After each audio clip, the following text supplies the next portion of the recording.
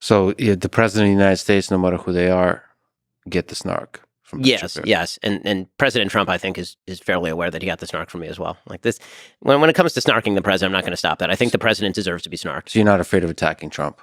No, I mean I've done it before. Can you say what your favorite and least favorite things are about President Trump and President Biden, one at a time? So maybe one thing that you can say super positive about Trump and one thing super negative about Trump. Okay, so the super positive thing about Trump is that because he has no preconceived views that are establishmentarian, he's sometimes willing to go out of the box and do things that haven't been tried before. And sometimes that works. I mean, the best example being the entire foreign policy establishment telling him that he couldn't get a Middle Eastern deal done unless he centered the Palestinian-Israeli conflict. And instead, he just went right around that and ended up cutting a bunch of peace deals in the Middle East or moving the embassy in Jerusalem, right? Sometimes he does stuff and it's really out of the box and it actually works. And that's kind of awesome in politics and neat to see. The downside of Trump is that he has no capacity to use any sort of there's no filter between brain and mouth. Well, whatever happens in his brain is the thing that comes out of his mouth. I know a lot of people find that charming and wonderful, and from time to, and it is very funny. But I don't think that it is a particularly excellent personal quality in a person who has as much responsibility as President Trump has. I think he says a lot of damaging and bad things on Twitter. I think that he seems consumed in some ways by his own grievances, which is why you've seen him focusing in on election 2020 so much. And I think that is very negative about President Trump. So I'm very grateful to President Trump as a conservative for many of the things that he did. I think that a lot of his personality issues are pretty severe. What about Joe Biden? So I think that the thing that I like most about Joe Biden, Yes. I will say that Biden, two things.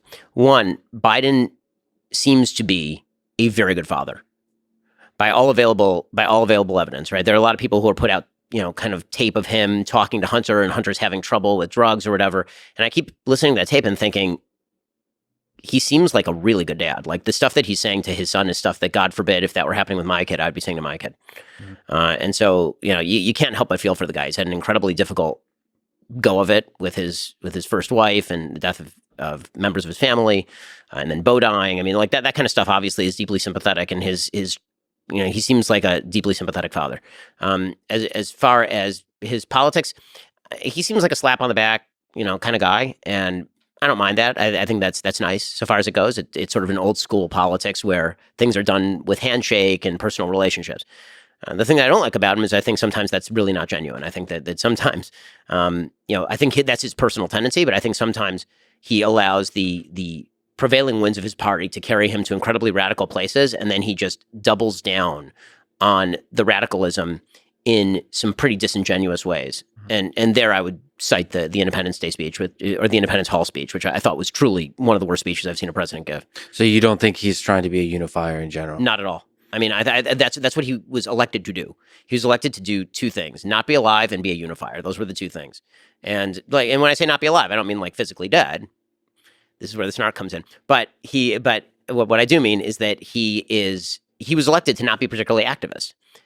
Basically, the mandate was don't be Trump. Be sane. Don't be Trump. Calm everything down. And instead he got in and he's like, what if we spend $7 trillion?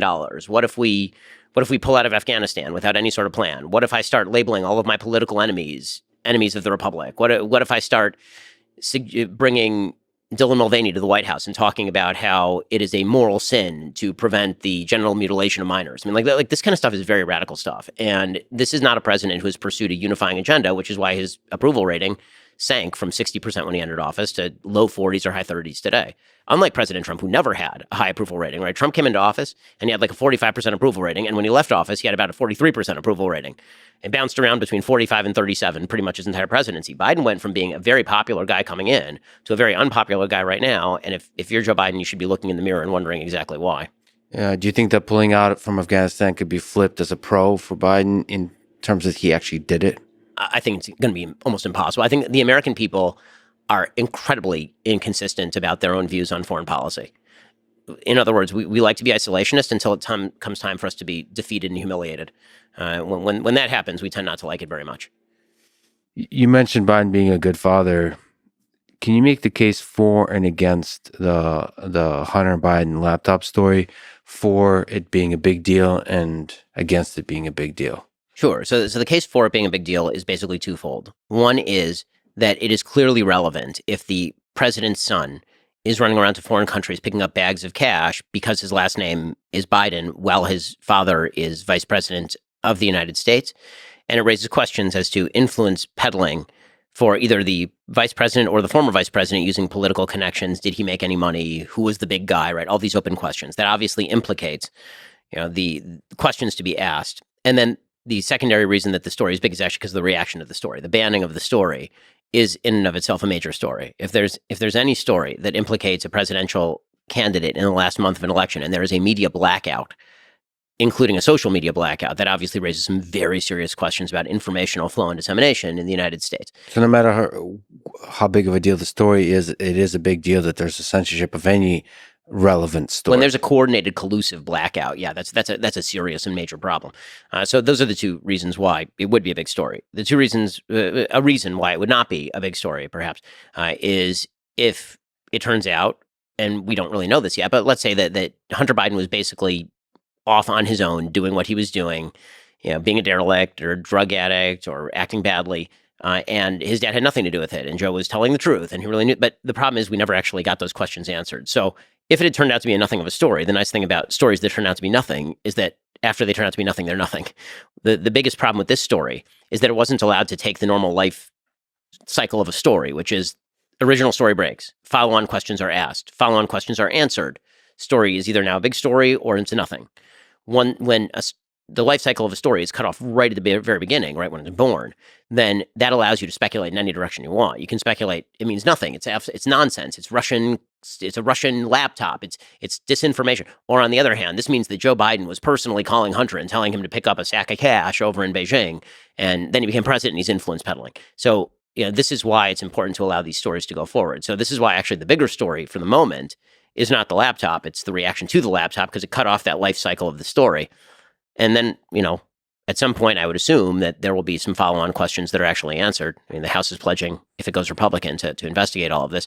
Again, I wouldn't be supremely surprised if it turns out that there was no direct involvement of Joe in this sort of stuff, because it turns out, as I said before, that all of politics is Veep.